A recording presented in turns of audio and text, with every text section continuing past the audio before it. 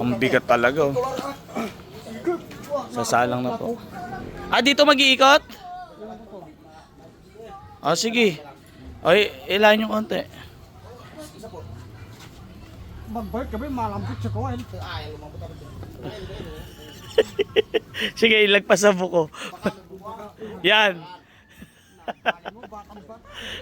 Ang problema, parang di ka kaya. Iayos niyo, apoy. Iayos nyo. Parang, alang nga. Kaya. Napakalaki nga, oh. Tingnan natin kung kaya yan.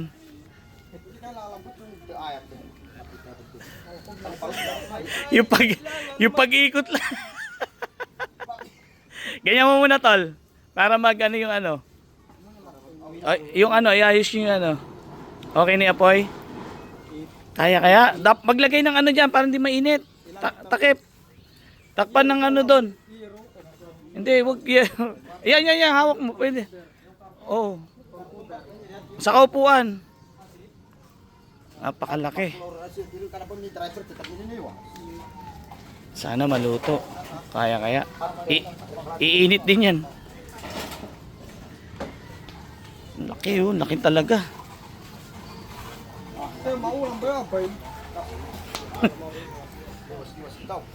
Dapat maganda na kayo ng pamunas. Yung may stick tapos tubig.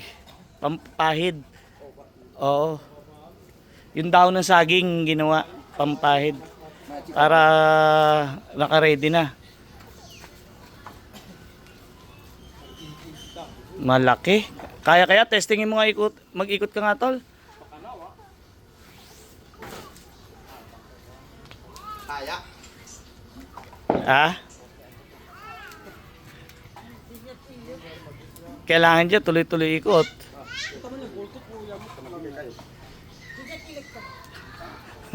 Magaang lang.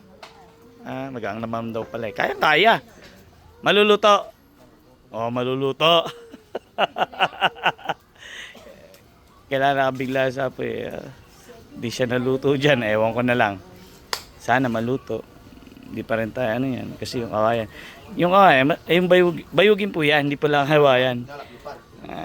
Nakasanayan kasi kawayan eh. Pero yan po ay bayugin. Isang uri rin po yan ng kawayan na maliit lang po yung butas niya. Tapos mas matibay siya. Hindi katulad ng kawayan na manipis lang. Ayan, mas makapal. Bayugin po kung tawagin sa amin sa Bulacan. Hindi ko lang po alam sa lugar niyo kung ano ang tawag. Mukhang 2 oras na luto sa dami ng kahoy. Grabe kalaki. Wag muna siguro, tol. Walang init yan. Bagay, saglit lang no. Gliliyab yan. Baka pagliyab yan, masusunog kagad yung ano, pero hindi pa luto. Sa gilid-gilid lang. Abang lang.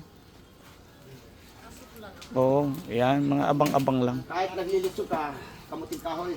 Oo nga, ano yan? Kamuting kahoy. Oo nga, kamuting kahoy nga yan ah. Naglaga sila ng kamuting kahoy. Nagugutom na. Pinapawisan ako. Grabe. Bango nung kamuting kahoy, yung inihaw. Grabe. Ano kaya? Sige nga, ikot. Tuloy-tuloy lang ikot, tol.